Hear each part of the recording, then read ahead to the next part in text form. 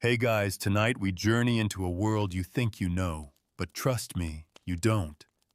Because tonight we're stepping directly into the cold, calloused, scratchy sackcloth shoes of a medieval peasant. Not a king, not a knight, not a bard with a mandolin and good lighting. Just you and the 1300s. With no warning, no privileges, and absolutely no toothpaste. Before we dig in, if you enjoy these sleep-driven history dives, give this video a gentle thumbs up, hit that subscribe button if you haven't already, and tell me in the comments what time it is where you are. I love seeing our little nighttime village growing across time zones. Now dim the lights, maybe turn on a fan for that soft hum, and let's slip together into tonight's story. Tonight's journey, how miserable were medieval peasants really? We've all heard the stereotypes. That life in the Middle Ages was nasty, brutish, and short. That peasants toiled in the fields from sunup to sundown, slept in itchy hay, and died young from eating spoiled turnips or being accidentally jousted. And while there's truth in those images, the reality is even stranger. Because medieval peasant life wasn't just miserable, it was wildly inconsistent, sometimes oddly sophisticated, and always teetering between survival and sheer absurdity. So tonight, we're not just asking whether life was bad. We're going to live it hour by hour from the moment your eyes blink open in a damp straw bed to the minute you fall asleep praying your roof doesn't cave in or your neighbor doesn't die loudly beside you. We'll experience the real cost of survival. We'll talk wages, what you earned, how you spent it, and why a loaf of bread might cost you more than your dignity. We'll walk through your village, share your pottage, feel the chill in your bones, and maybe, just maybe, understand why so many peasants didn't write memoirs. By the end, you'll have a new appreciation for your mattress, your shower, your grocery store, and maybe even your taxes. Because whatever you're dealing with in the 21st century, you're not trying to brush your teeth with a stick while your cousin eats moldy cheese next to a dying goat. So take a deep breath, stretch out, and prepare yourself. For the next 2 hours, you are not a modern viewer with Wi-Fi and electricity. You are a medieval peasant, and it's about to get very, very real. You wake up, but not to an alarm clock. There's no cheerful chime, no weather app to check, no soft sunlight through clean windows. Instead, your morning begins the way it always does, too early, too cold, and too loud. A rooster shrieks somewhere nearby. You think it might be on the roof again. Below that, there's a snorting pig, a coughing neighbor, a crying child, and the quiet but persistent scuttling of something with far too many legs under your bedding. You blink your eyes open and immediately regret it. Your ceiling is a low, soot-stained thatch, leaking in 3 places and held up with warped timber that creaks when you breathe too hard. The air is damp, thick with the scent of smoke, old straw, and sweat, yours, your family's, and possibly your livestock's.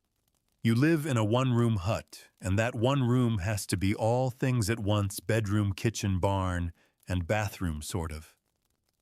You try to sit up. Your back protests. So do your hips. So does your bed, which is just a sack of straw laid directly on the packed dirt floor. The straw's musty, dotted with bugs, and doing its best impression of comfort. It's not working. You're not even sure when you last changed it, or if it was ever really fresh to begin with. There's no mattress, no pillow, no blankets, other than the stiff wool sheet you've shared all winter with your spouse, 2 kids, and the family goat. It's colder inside the house than it is outside, but you don't get up quickly. First, you take stock of your body. You ache, but nothing's broken. Your skin itches, your nose is running, and your breath fogs in the air. The first thing you smell is smoke. The fire in the hearth went out sometime in the night, and now the lingering scent of ash lingers with the sharp, sour tang of unwashed bodies. There's a chamber pot in the corner. You try not to think about it. There's no privacy here. Everyone pretends not to hear or see anyone else's business, but the walls don't help because there are no walls. Everything you own is within arm's reach. Your rough woolen tunic, a pair of leggings, a threadbare cloak, and a pair of cracked wooden clogs that might be a size too small. You find your shirt by smell. It hasn't been washed in weeks. Your fingers are numb as you pull it over your head. You glance around the room. Your family stirs beside you, your partner still curled up tightly for warmth, your youngest child snoring faintly. The older one's already awake, chewing on a piece of bark. You don't ask where they got it. There's no mirror, no sink, no glass, no soap. You step outside, squinting against the pale gray light. The village is waking up slowly, if waking is the right word for what happens when people lurch from bed to task in a fog of exhaustion. You see your neighbors carrying water from the well. One man already has a wheelbarrow full of manure, and another is yelling at a chicken. The wind cuts through your clothes. It's spring, technically, but it feels more like winter's hungover cousin still loitering. You clutch your cloak tighter and step toward the outhouse, which is really just a slightly more private version of doing your business behind a hedge.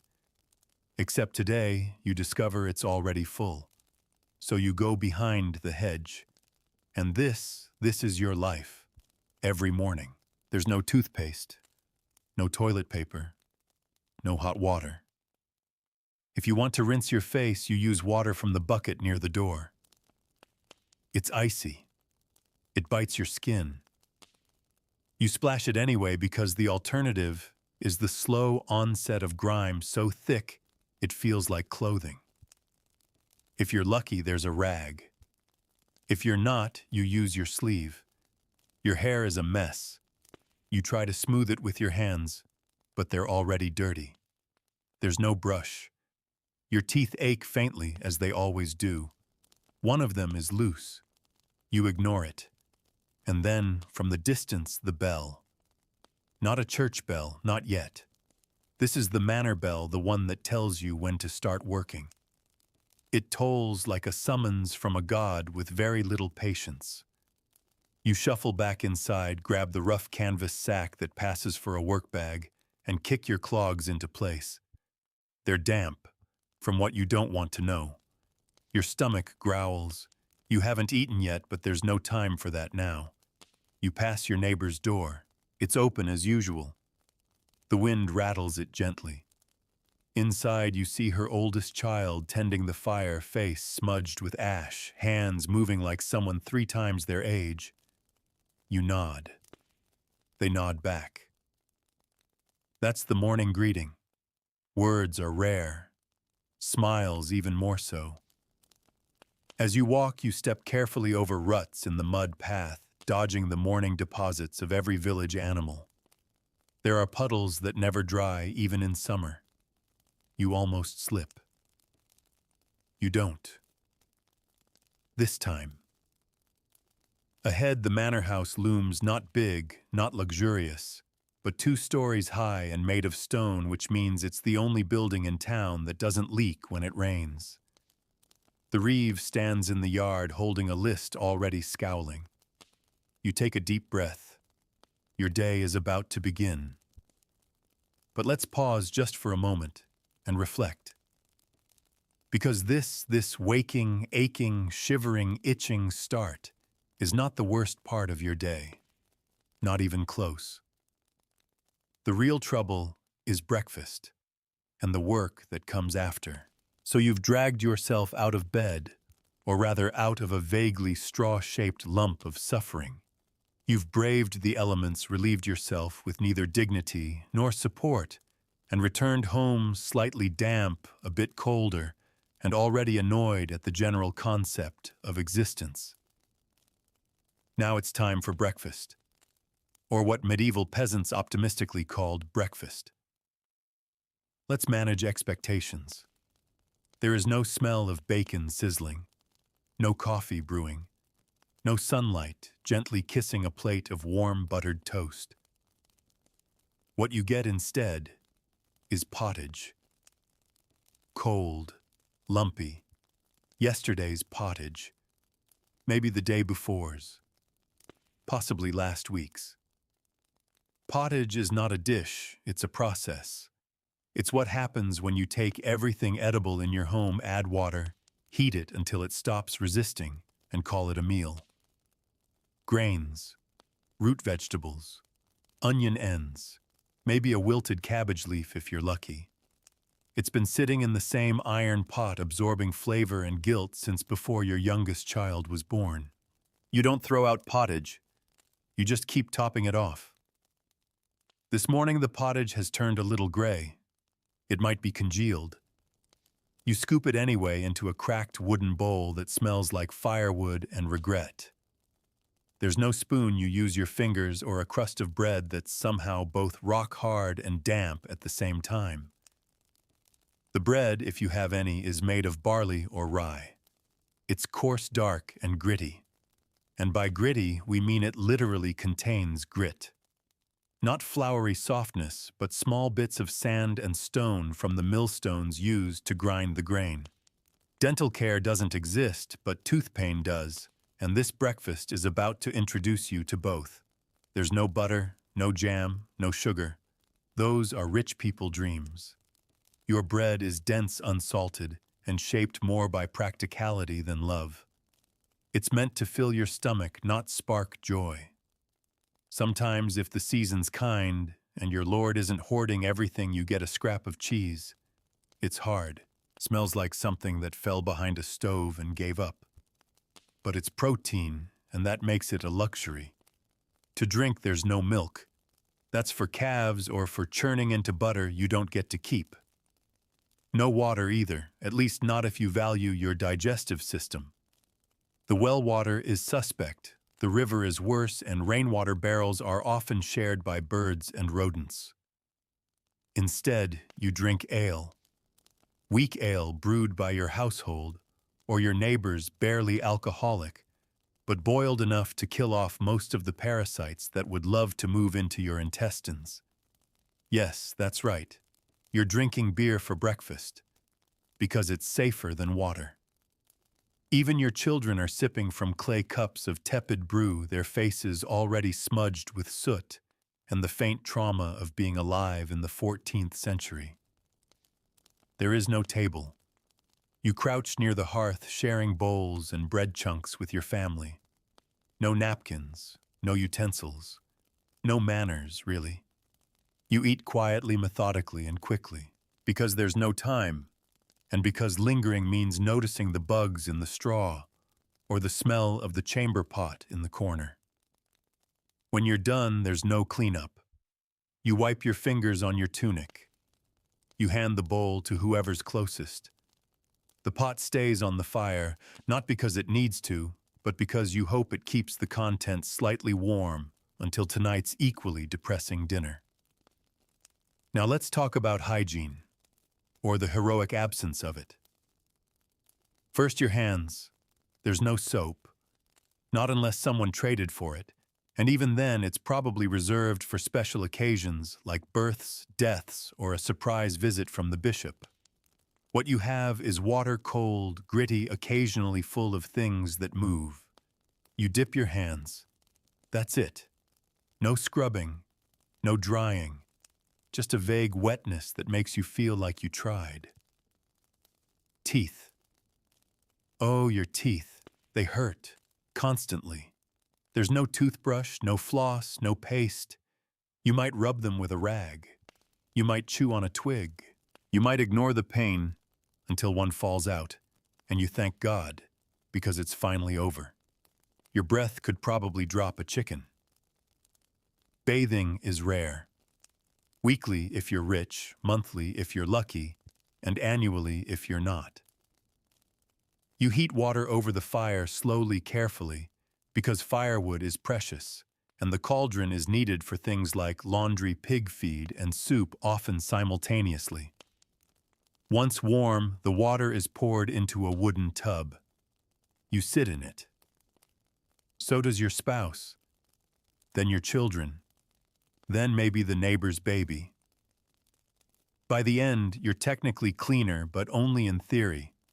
No shampoo, no conditioner, just soap made from animal fat, and lye harsh stinging, and about as gentle as being scrubbed by gravel.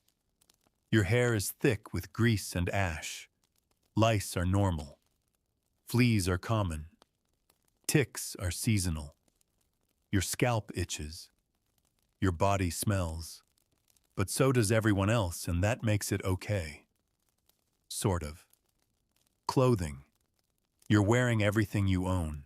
A linen shirt, a woolen tunic, maybe a belt if it hasn't been borrowed. Your underclothes, if you have any, are barely distinguishable from your outer ones. They've absorbed sweat smoke, food, blood, animal dander, and at least 2 kinds of mysterious goo. You haven't washed them in weeks. When you do, it's an ordeal. Drag the clothes to the stream, scrub them against rocks, maybe use ashes as soap. Then hang them to dry on a hedge and pray it doesn't rain or get stolen. So yes, your hygiene routine is technically a routine. You do it. You suffer through it. You accept that smelling bad and feeling worse is just part of being alive. But now you're fed. You're dressed. You've rinsed your hands in disappointment and your face in misery. The bell rings again. It's time for work. And if you thought the morning was unpleasant, wait until you meet your job. You're now officially dressed.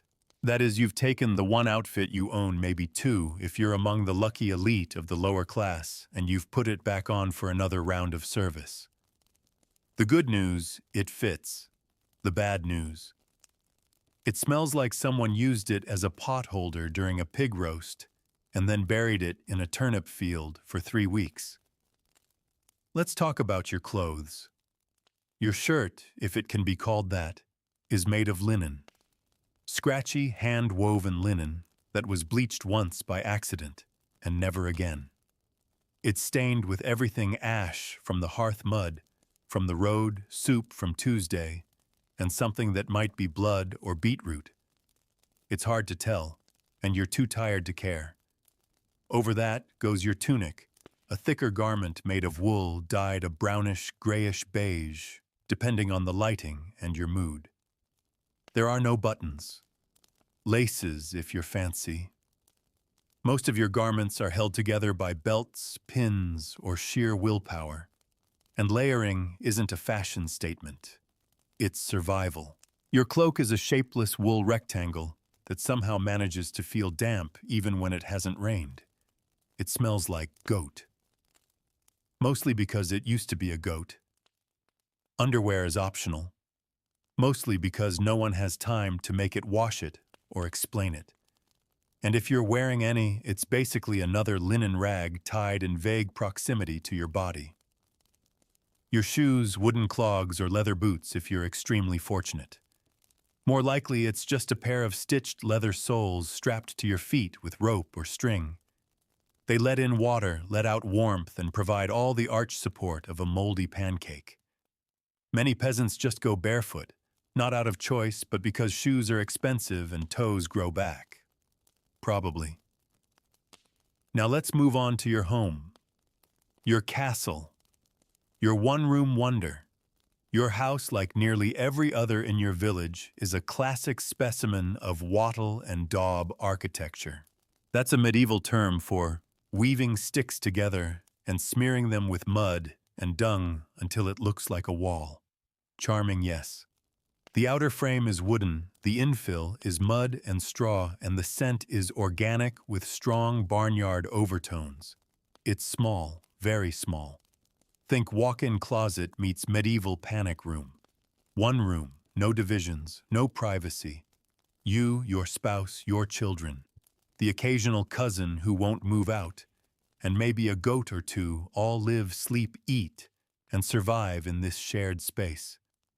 Your roof is thatch bundles of straw, tied tightly and piled thick. It looks rustic, until it rains. Then it leaks in exactly 3 places, none of which align with the bucket you placed to catch the drips. In winter, snow sneaks through.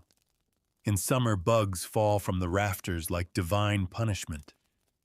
Birds sometimes nest up there. So do rats. You try not to think about it. There's no chimney. Smoke from your hearth simply floats around the room until it gets bored and seeps out through holes in the roof. Or your lungs. Whichever comes first. Your walls are blackened with soot. Your clothes absorb it. Your lungs breathe it. Every day is like camping, if camping came with lice and death by exposure. There are no windows, just small openings in the wall covered with wooden shutters or animal hide if you're doing well. Glass, please. Even the Lord doesn't have glass. If you're lucky, the shutters close. If not, the wind sneaks in and plays tag with your body heat. And the smell. A bouquet of smoke, mold, sweat, and something faintly alive. The floor, dirt. Packed earth darkened with years of spills, animal droppings, and family tragedies. If it rains hard, it floods. If it doesn't rain, it cracks. Either way, it's cold. You cover it with rushes, reeds, or hay thrown down to make it look like you tried. These get changed once every few weeks or months or seasons, whenever you remember, or when the fleas get too aggressive. There's no furniture. Maybe a stool.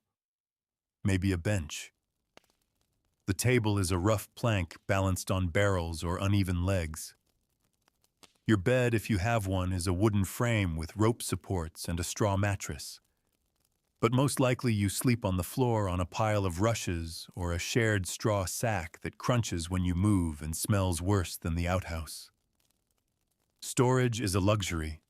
Everything you own is piled in corners hung from beams or shoved under your bedding. A wooden chest if you're rich. A basket more likely. Tools, cloaks, dry food, everything shares the same square footage, including rodents. And yes, your animals live inside with you. Not because you're lonely, but because the barn is for people with money. So your goat, your chickens, maybe even your pig sleep in your house. They contribute heat and smells, mostly smells. The only source of light is the hearth fire or a candle if you've managed to make or steal one. Oil lamps are rare. Torches are dangerous. So you work, cook, eat, and exist in dim, flickering gloom. And yet, somehow this is normal. This is home. You sweep occasionally with a broom made of sticks. You patch holes in the roof when you can. You smear new mud over the cracked walls before winter. You shake out the rushes, throw the worst ones into the street, and hope the smoke kills the lice. But still, there is no insulation, no real warmth, no privacy. And when the wind howls at night, it sounds like it's inside your house. Because it is. You've grown used to sleeping fully clothed boots by the door dagger under your blanket. Not for war, for rats, and just in case. And tomorrow, you'll wake up again in the same straw bed, under the same sagging roof, next to the same snoring relatives and judgmental goat. You'll rise, stretch, cough, and say the same thing every medieval peasant thinks when they open their eyes, still alive. I'll take it. But don't get too cozy, because it's time to go outside. And outside means work. Back-breaking, body-breaking, soul-shrinking work. And no, there is no weekend. You step outside. The sun hasn't fully risen, but already your body knows what's coming. It's the same thing that came yesterday, and the day before, and every day before that since you could walk and hold a spade. Welcome to the medieval workday. You are not self-employed. You are not paid hourly. You do not have a supervisor who checks in kindly on your wellness goals. You belong legally, spiritually, economically to someone else. A lord, a reeve, a system older than your memory and just as unforgiving.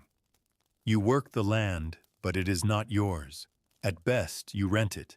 At worst, it's part of your feudal obligation, which means you toil from dawn to dusk, not for profit, but for permission to survive. The land produces food, some for you, most for your lord. If you harvest well, he eats better. If you harvest poorly, he still eats better. You carry your tools hand-forged, poorly balanced, and partially broken. A wooden hoe, a rusting sickle, maybe a pitchfork that's more splinters than shaft. You sharpen them yourself, if you're lucky enough to know how, or beg the village blacksmith who's grumpy and only occasionally sober.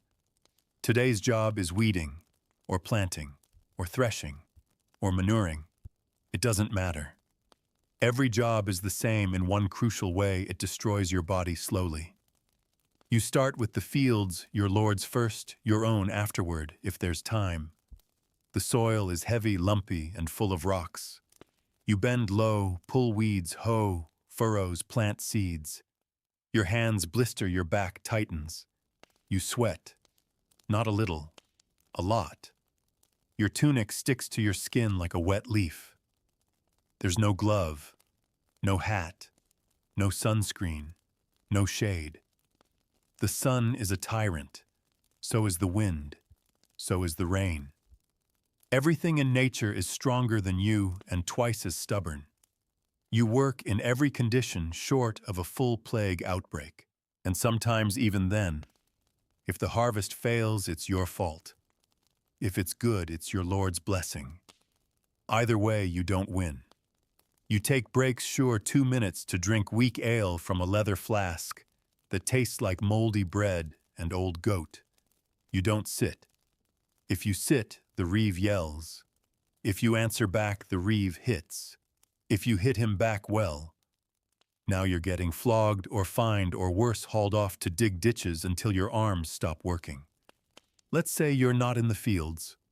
Maybe you're digging a ditch, repairing the manor wall, building a road that no one asked for. Or maybe, just maybe, you're on corvée duty. That's a polite medieval term for do whatever horrible task your lord thinks up today, unpaid and mandatory. Sometimes that means helping the blacksmith carry his iron. Sometimes it's fixing a collapsed bridge. Sometimes it's shoveling muck from the manor's cesspit because a noble guest is expected and the place mustn't smell too peasant. You might be a specialist, a carpenter maybe, or a miller. If so, congratulations. You're still poor, but at least your job occasionally involves standing. Your tools are dull, your workspace is dark, and your customers are demanding, but you get to keep a portion of what you make, assuming the Lord doesn't adjust the quota. Women work too, relentlessly. They tend the hearth, raise children, feed animals, fetch water, spin wool, mend clothes, and still work the fields beside the men. There's no such thing as housewife. Everyone is a laborer. Everyone bleeds. Everyone aches. Children working by 7. Earlier if they can lift a bucket. They scare crows, watch sheep gather firewood, and hope not to be trampled by a cart. They learn fast or they don't make it. Childhood ends the first time someone hands you a job and says, "Don't mess it up or we all go hungry." And this is every day. No weekends, no mental health days. Just the holy days, the few you're allowed to rest.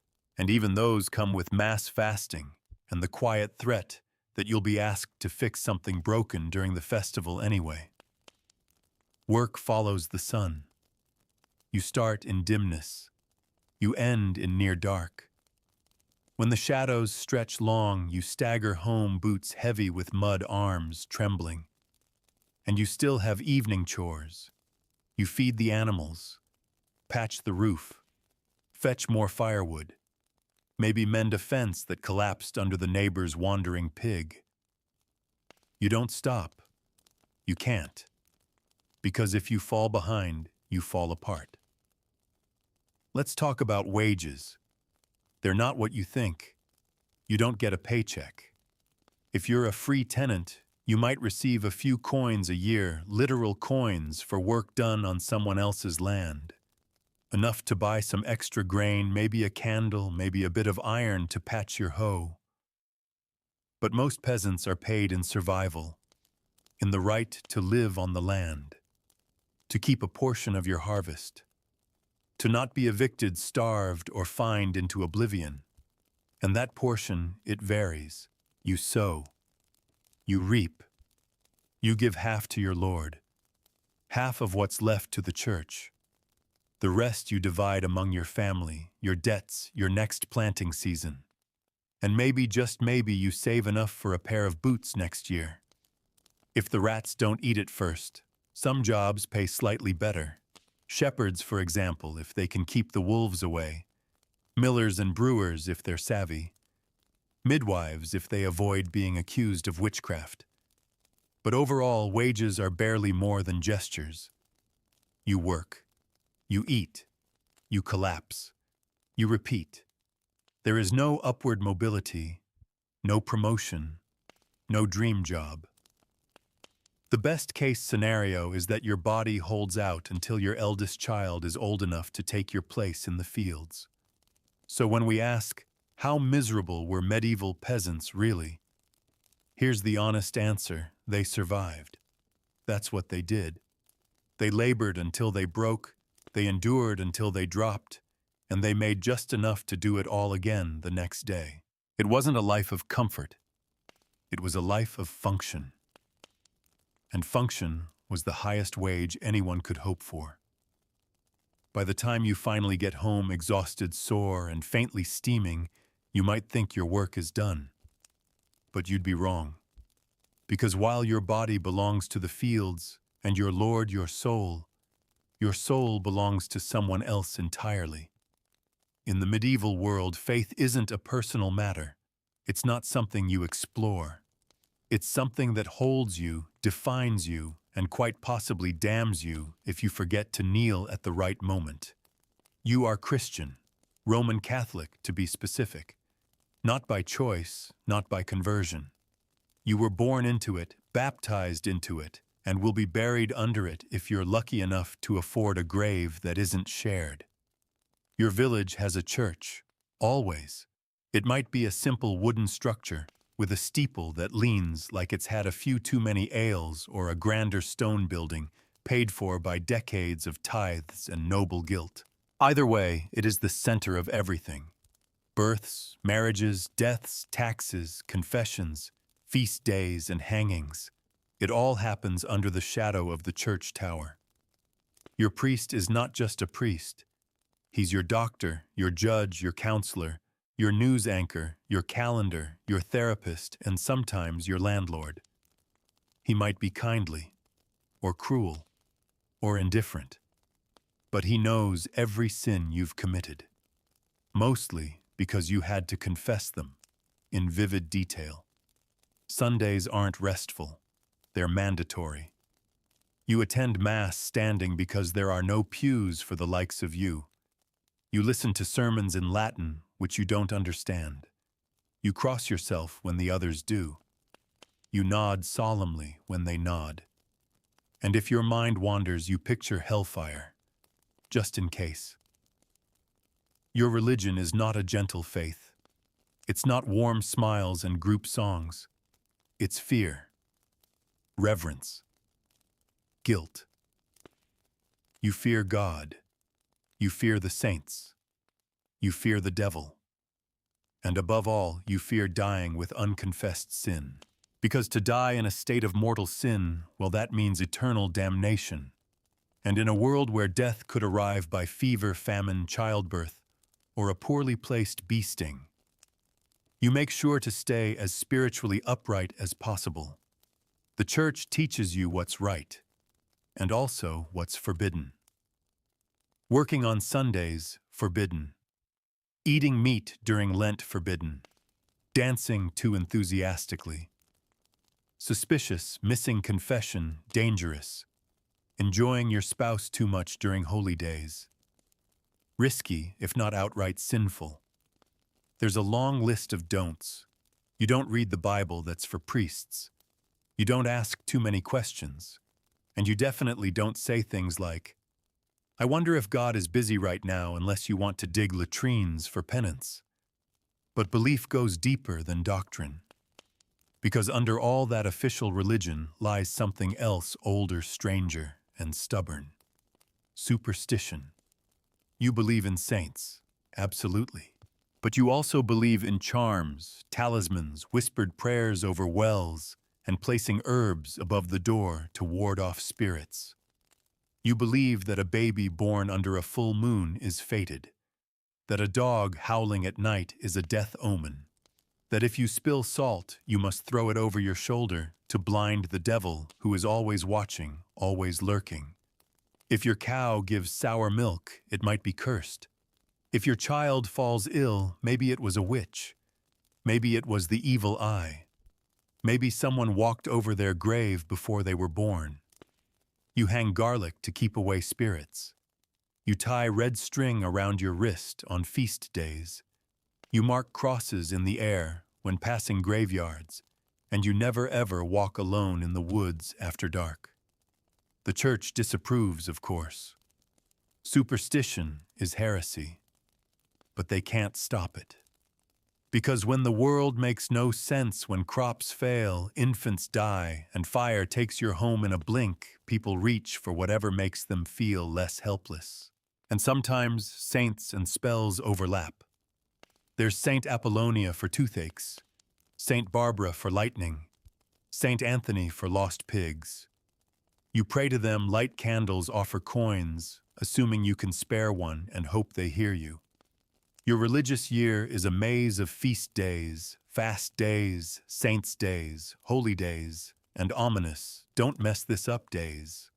On some you celebrate with food and drink. On others you starve politely and pretend beer counts as liquid. And then there's the biggest fear of all judgment. You believe that heaven is real, so is hell. Purgatory, too, a long, smoky hallway full of regrets and waiting. You hope to avoid the last one, but chances are you'll be there a while. To escape your family must pay the church to pray for your soul. Masses for the dead aren't free.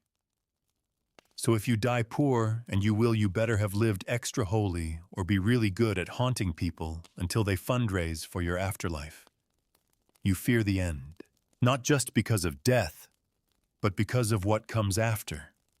Eternal peace sounds nice, but eternal burning, that's a very real concern, and it motivates everything you do, what you say, what you eat, who you love, how often you confess, and even what direction you sleep. In some villages, people sleep with their heads facing east toward Jerusalem. In others, they carve tiny crosses into their homes to keep demons out. You wear a pendant of a saint around your neck, not for decoration, but for divine insurance. And the worst insult someone can hurl at you, godless. Because even the village drunk, even the reeve, even that toothless man who yells at ducks, all of them believe. Deeply, painfully, constantly. Because if they don't, who will save them? So you cross yourself before you eat. You pray before bed. You thank God when your child survives a fever. You fear him when the crops rot anyway. And through it all, you carry your faith not as a comfort, but as a burden, heavy, solemn, and absolutely necessary. Tomorrow you'll confess again. Not because you've sinned especially hard, but because you probably did something wrong by accident. Thought a bad thought. Said a curse under your breath. Stared too long at your neighbor's goat. Who knows better safe than sorry? Because you are a medieval peasant. And in your world, fear and faith are the only guarantees. You've survived another day's labor. Your hands ache, your knees crack like old furniture, and your stomach has been rumbling since lunch, which, to be fair, was mostly an act of imagination. Now it's evening. And in theory, it's time to eat, relax, and enjoy a little leisure. In theory. Let's start with dinner, your main meal of the day. Tonight's menu, pottage, Again, because pottage is what you have. It's what you always have. It's the closest thing to comfort food in your world, not because it tastes good, but because it's always there, like cold wind or debt. The pot hangs over the hearth, bubbling faintly. You lift the lid. Steam rises with a smell somewhere between cooked roots and emotional resignation. Inside is the usual barley or oats, maybe some leeks or garlic, if the garden cooperated, and a handful of dried peas that haven't softened since Easter. If you're lucky, there's meat. A strip of bacon from the pig you slaughtered last autumn. It's been hanging in the rafters all winter, growing ever more confident in its identity as a relic. You cut off a piece and drop it in. It disappears into the pottage like a pebble into mud. Or maybe you have a rabbit, caught by your youngest with a snare and a prayer. Skin it, boil it, and try not to imagine its eyes. This is protein. This is survival. This is dinner. You serve the food into shared bowls, wooden, maybe earthenware if you haven't broken the nice one. Everyone eats with a spoon or fingers. No forks. Those are for nobles, priests, and people with 6 fingers of disposable income. No one speaks much during dinner. Words are energy. You eat quickly, methodically, and in silence, broken only by the occasional cough or the distant sound of someone else's goat screaming in the distance. After eating, the pot is refilled with water and scraps for tomorrow's stew. It never empties. It just cycles through forms of disappointment. For drink ale. Again. Your ale is weak, barely fermented and cloudy with the grain husks of its short, bitter life. But it's safe. Safer than water anyway. And after a few cups, you stop noticing how sour it is. Wine. That's a fantasy. Maybe the Lord has it. Maybe the priest. You've tasted it once at a festival, and it tasted like heaven and berries and a dream that doesn't belong to people like you. Water is technically available, but it's unreliable. The well may be clean, but the bucket isn't. Streams are filled with runoff animals or both. You drink ale not because you want to be drunk, but because you want to be alive tomorrow. And now for entertainment. Let's be clear, no one's pulling out a lute and reciting poetry. No one's reading by candlelight, because you can't read. And candles are expensive. Entertainment is whatever happens around you. Gossip, arguments, kids wrestling, drunken uncles yelling at the wind. That one guy who always insists he saw a fairy in the woods despite having seen no evidence and possessing no teeth. If someone has a fiddle, that's a good night. If someone has a voice, they might sing. The songs are old, so old no one remembers who wrote them. Tales of saints, monsters, lost loves, bad harvests, good bread. You hum along. You've heard them since birth. Sometimes the traveling peddler brings news from far-off places. You gather around as he tells of battles. Kings, cities so big, they have more than one street. You listen rapt, even if it's probably lies. There's the alehouse, too, a shack with barrels, benches, and smoke. It's loud, crowded, and smells like regret. But it's where people go to forget the day. There's no menu, no service, no tipping. Just beer bodies and bawdy songs. You sip. You laugh. You stare into the fire and feel for a moment almost human. Festivals, yes. Sometimes.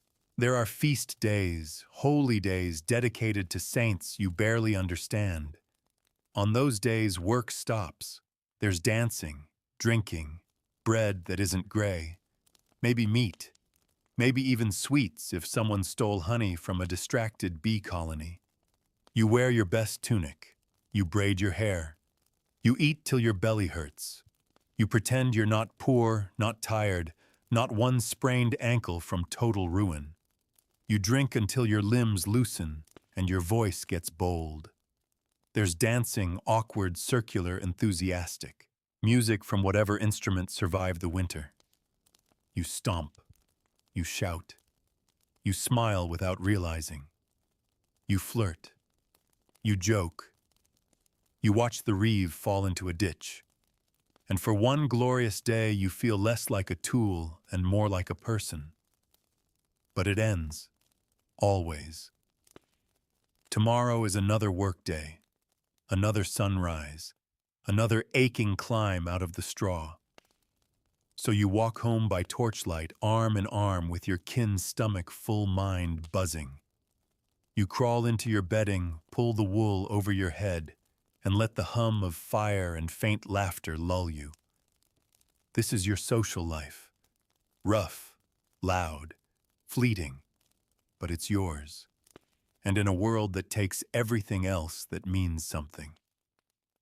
You wake in the night, again. Not because of noise, not because of nightmares, but because your chest is tight. Your breath wheezes, your joints feel like they're full of gravel. You cough once, twice, then louder. It echoes in the darkness. Someone else coughs too. A child. Not yours. From next door. Thin walls, thin air, thick silence. Sickness is part of life now. Your body is a map of it. Scars, sores, blisters, boils. You've had fevers. You've had rashes. You've had times when your skin peels and your teeth feel loose. You don't know why. You never know why. No one does. Your neighbor lost a baby last week. Fever, he said, or a chill, or bad milk, or God's will.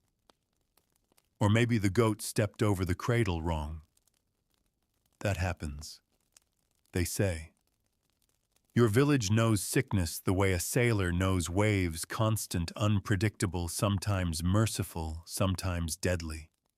It comes with the seasons, with strangers, with rats, with fog, with nothing at all. And when it comes, you pray. You bleed. You wait. Because medieval medicine is not medicine, not as you know it. If you fall ill, your options are few and frankly terrifying. There's the village wise woman. She knows herbs. She knows poultices. She speaks to bees and reads the way your eyes roll during seizures. She's helpful, but also suspect. Too much healing, and she's accused of witchcraft. Too little, and she's ignored. Her remedies smell like vinegar and hope. There's the priest. He offers prayers, holy water, maybe a relic, some saint's toe or splinter from the true cross. You kiss it. You feel the same. But maybe, just maybe, it helps. Then there's the barber surgeon, a traveling man with a blood-stained apron and a cart full of tools that should not be near human flesh. He pulls teeth. He lances boils. He applies hot irons to close wounds. If you survive his visit, you're considered lucky, if not well. He tried. Doctors. Those are for cities, for nobles, for people who can afford to die with clean hands holding their wrists. You get roots, prayers, and bleeding. Yes, bleeding. It's the most popular cure. Got a fever. Bleed it out. Coughing blood, bleed more. Pregnant and feeling faint. Better drain a pint to balance the humors. Humors, 4 of them, blood, phlegm, black bile, and yellow bile. Your entire health, they say, depends on these invisible fluids staying in perfect harmony. You don't know what they are, but they sound serious. So you nod and drink the onion water anyway. Wounds are cleaned with wine or salt. Burns are treated with goose fat. Broken bones are wrapped in bark. Fevers. Wrap yourself in wool, sweat it out. and hope God is watching. If a neighbor comes down with something bad, something wet, rattling purple, you stop visiting. You place herbs around your door. You light a candle for Saint Sebastian, and you pretend you're not already feeling it too. Let's talk about death. It's not a surprise. It's not an interruption. It's not an emergency. It's a fact. You've seen people die in the fields in childbirth and sleep. You've buried siblings. You've buried parents. You will be buried. Soon. Maybe next year. Maybe tomorrow. Maybe before the sun rises. Children die. Often. Most don't make it to adulthood. Most aren't named until after a few days just in case. You try not to grow too attached before the first teeth. Women die in childbirth. So do babies. So do the midwives if the birth goes badly and someone blames them. There's blood. Always blood. Men die of infection, of bad water, of a single cut that festers, of coughing up their lungs, of slipping and landing wrong, of war sometimes, but more often of nothing at all. And there are no hospitals, no ambulances, no antibiotics. There are burial cloths, wooden crosses, simple prayers. The fear isn't just dying, it's dying wrong. Dying without confession. Dying without last rites. Dying during a thunderstorm when the devil is said to walk in the rain. Dying and coming back wrong, undead, wandering cursed. You keep charms against that. A cross over the bed, a twig of rosemary, a silver coin under the tongue. Sometimes you see things, shadows at the door, flickers of light in the trees, a face in the fire. You don't talk about it, not directly, but the village knows. Everyone has a story. There was the man who didn't bury his wife with shoes, said she haunted him every night barefoot and crying. There was the girl who stared at the moon too long and went quiet forever. There's the boy who speaks in Latin now and no one taught him. So yes, you believe. In saints, in sin, in sickness, in death. You wake up coughing and wonder, did I catch it? Will I survive? Will they even remember me if I don't? You drink your ale. You eat your bread. You whisper a prayer you barely understand. Because you are a medieval peasant. And the only thing more certain than pain is death. You may think your daily suffering earns you some peace at home. But medieval family life doesn't exactly offer comfort. It offers continuity of the same hardship, just with different tasks and different expectations. Let's start with women. If you're a woman in the Middle Ages, your life is written before you can write your own name. And most women can't write their names anyway. You are born to labor. Not just work, the kind that bends your back and cracks your fingers, but labor in the deepest, bloodiest sense. Your life will be measured in childbirths. Survival through each one is never guaranteed.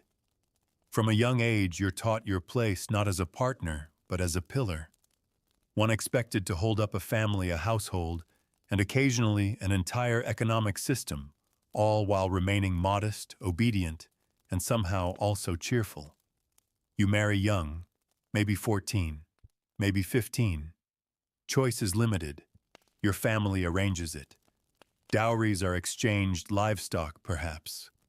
It's less about love and more about joining farms, merging debts, or gaining a strong back for the winter plow. Once married, you run the home, which means you run everything.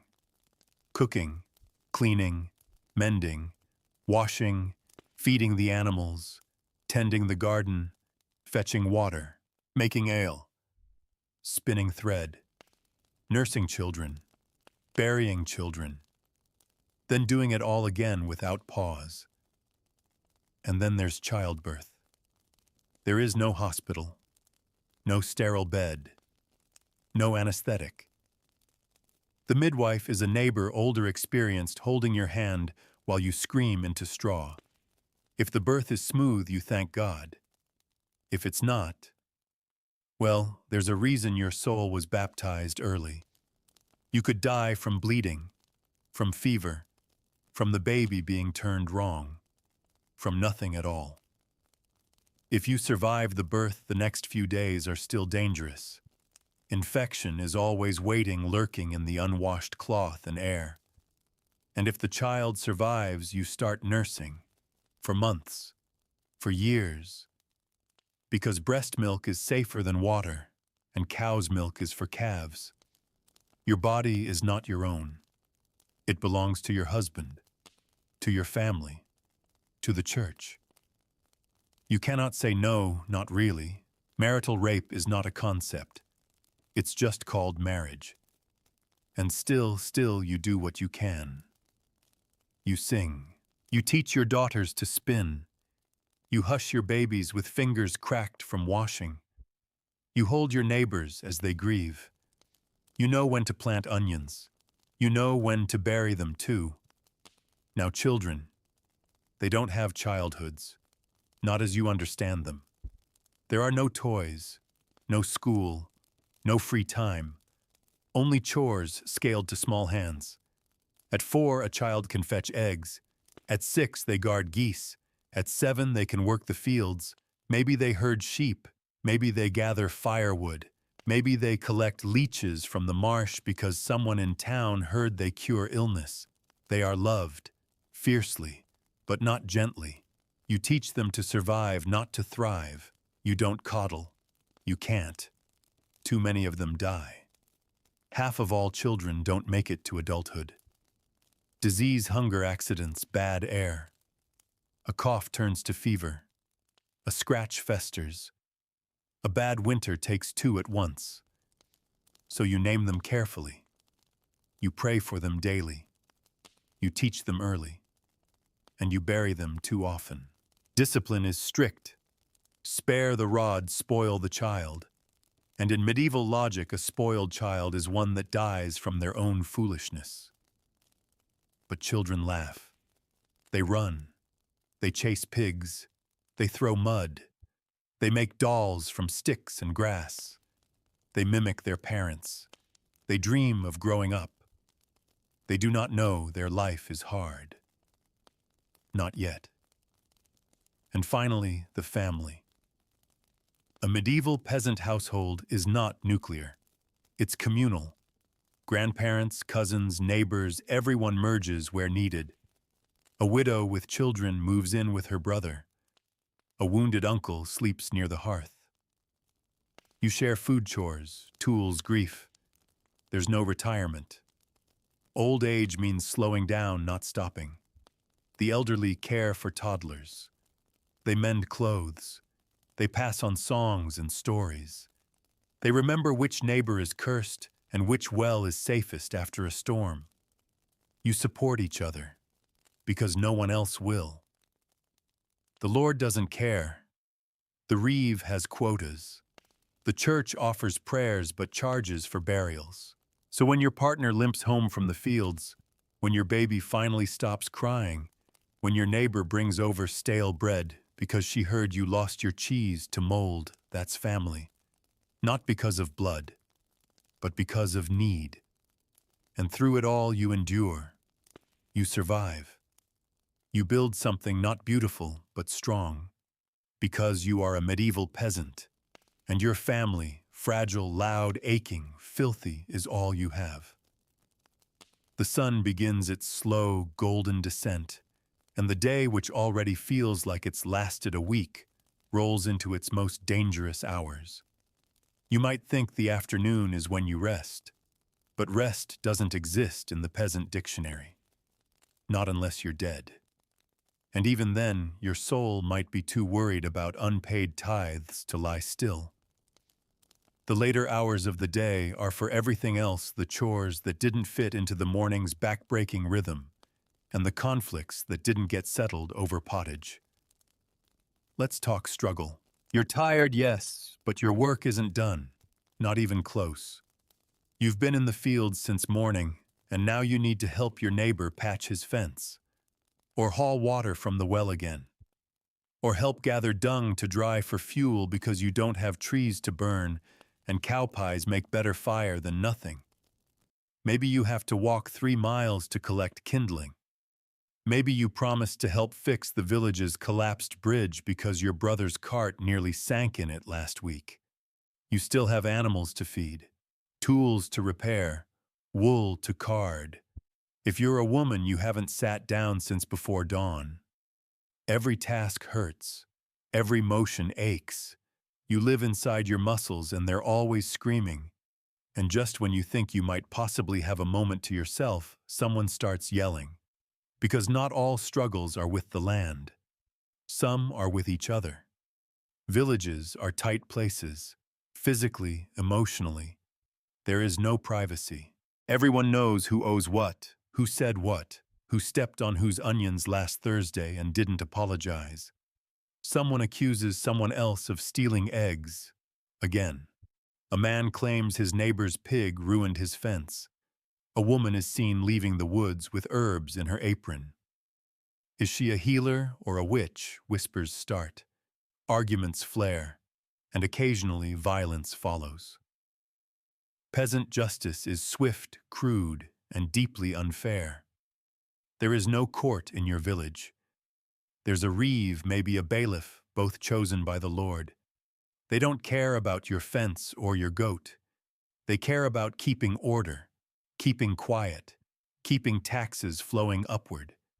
Disputes are often settled by shouting, or fists, or by dragging the accused to the church steps and demanding divine judgment.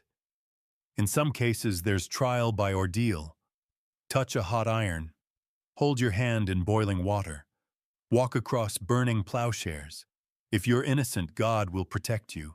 If you're not, well, everyone will pretend they didn't see you limping afterward. Petty crimes, they're common. Theft, trespassing, tool borrowing, that turns into tool stealing.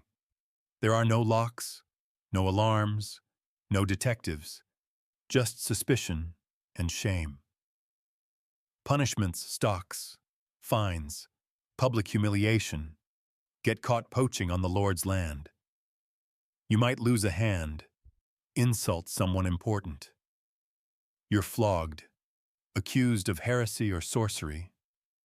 You're lucky if all you get is excommunication. And through it all, the pressure builds. Resentment simmers. Families feud for generations over a spilled drink or a misplaced piglet. Some feuds are old enough to have their own songs. You keep your head down, mostly. But one day your child gets blamed for something. Or your spouse is insulted in public. Or your only good cloak goes missing. And you say something. And now the village knows. And the reeve knows. And your life just got harder. But there's another kind of conflict too, one bigger than neighbors and nettles. It's the conflict between you and the system. The one that keeps you poor. Keeps you quiet. Keeps you working until your hands stop closing properly. Your Lord owns the land. You rent your soul to stay on it. You pay with labor crops obedience. If you grumble, he ignores you. If you organize, he punishes you. And if you rebel, well, let's just say history is not kind to peasants who rebel. But it happens. Quietly. Subtly. You underreport your grain yield. You delay your service. You help your neighbor lose a pig meant for tithe. You tell your child to hide when the census taker comes by. This is resistance peasant style. Quiet, constant, subversive.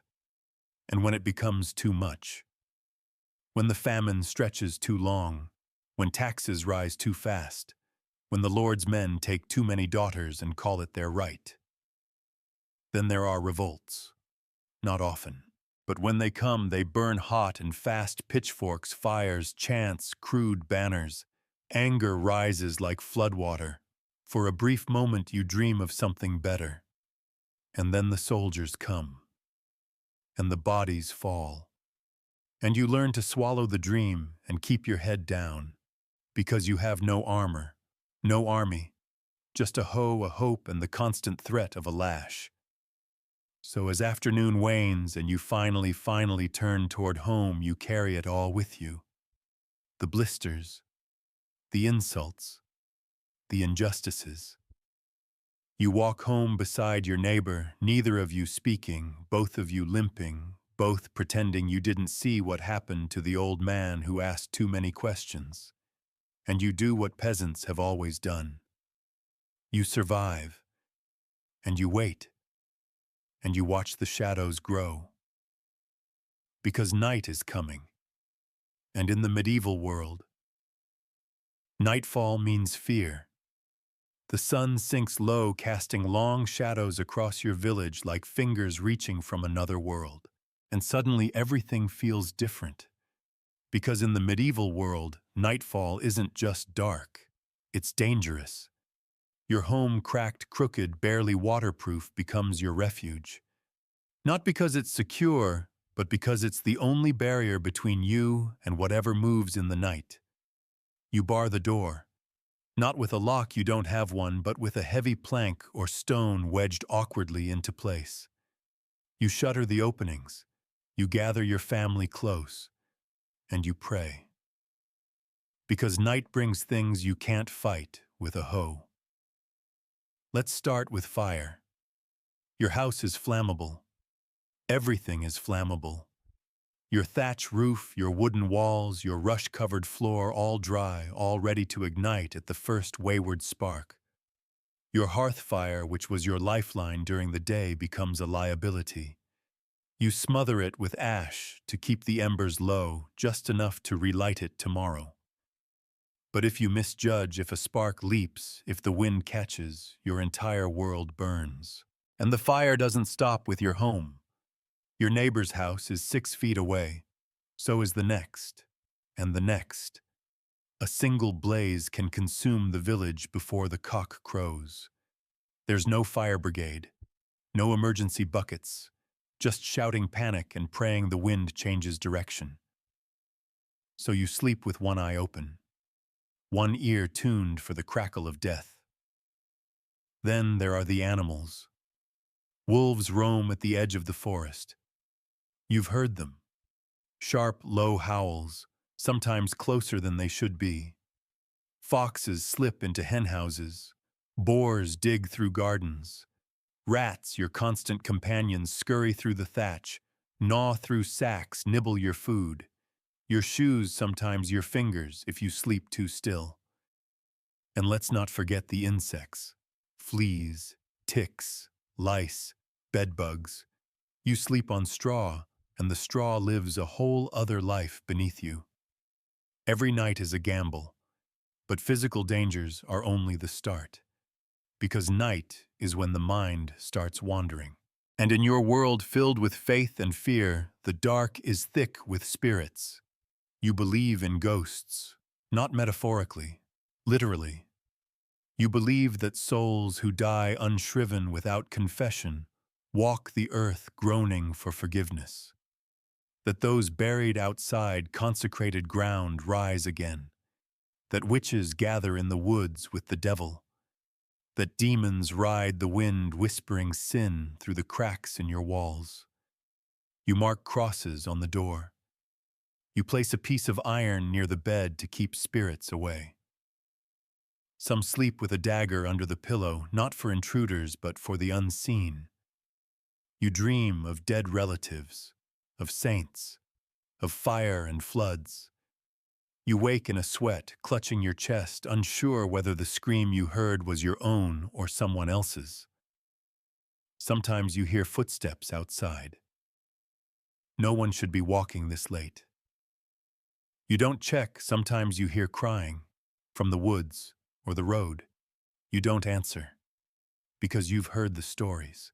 of travelers who followed voices into the dark and were never seen again, of children who chased a flickering light and returned different. And then there are people, bandits, deserters, the desperate. Your village has little, but in the cold hours before dawn, even your little might tempt someone hungrier than you, someone bolder, someone with nothing left to lose. There is no police, no patrol, no protection, just the law of locked doors and whispered warnings. You don't light a lamp. That would attract attention. You don't sing. That might wake the things that listen. You whisper your prayers, not for joy, but for safety. And when you finally drift off to sleep on the straw that pokes your back under a blanket that never quite reaches your feet, you are not alone. Your spouse breathes beside you. Your child mumbles in dreams. The wind pushes against the wall, testing it. The fire shifts, and beneath all of it lies the knowledge you could die tonight. From cold, from sickness, from fire, from fear. And if you survive until morning, you'll do it all again. This is night for a medieval peasant. Not rest, but waiting. Waiting for morning. Waiting for mercy. Waiting to see what doesn't kill you before the rooster screams again. And now finally, your day ends. Not with satisfaction, not with celebration, but with quiet. With exhaustion so complete your bones feel hollow. With fingers too swollen to close. With eyes too heavy to lift. Your breath comes slow now, steady as the fire dies into embers, and the darkness presses gently against your walls. You've survived the day. Again. But let's take a moment. Just a quiet breath.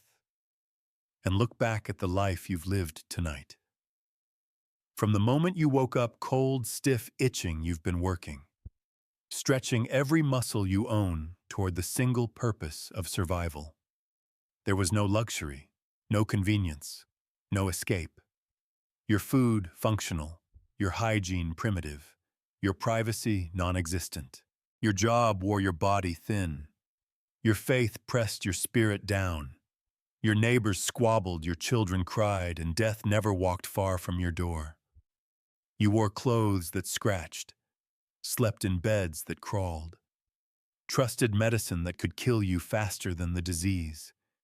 You lived at the mercy of the sky, the soil, the church, the Lord, the elements and forces you couldn't see but always feared.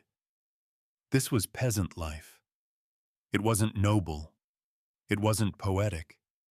It was rough, raw, and deeply unfair. You didn't live to dream. You lived to endure. And yet, despite it all, you did live. You laughed sometimes, at festivals, in the alehouse, when someone slipped on goat dung in front of the reeve. You loved, fiercely, messily, with hands that knew work and hearts that knew grief. You danced, you sang, you shared your crust with the starving and your roof with the dying. You kept going. Through rain and rot and heartbreak, you hoped. You whispered prayers into the night and believed in your own trembling way that morning might come again, that your children might make it, that next season's harvest might be better.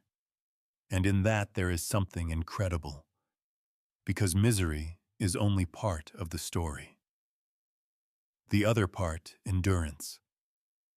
So tonight, as you pull your threadbare blanket up to your chin and feel the familiar ache of straw beneath your ribs, remember this: you're not weak, you're not pitiful, you are a medieval peasant.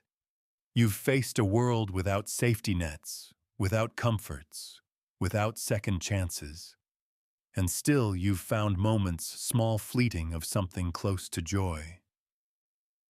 Maybe it was a warm fire after a cold rain. Maybe a bowl of soup that actually had meat in it. Maybe a song hummed by your child while gathering herbs in the sun. Moments matter. You've lived 1,000 lives in one day, and now you get to rest. So as the stars hang silently above your thatch roof, as the wind eases and the fire fades into soft warmth, be still. You are safe. For now. The fears can wait. The toil can wait. Sleep doesn't come easy in this world. But tonight, maybe it comes anyway. Because the truth is, however miserable this life may be, you don't have to wake up in it. Not anymore.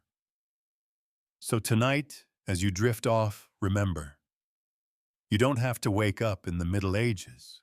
Sleep well.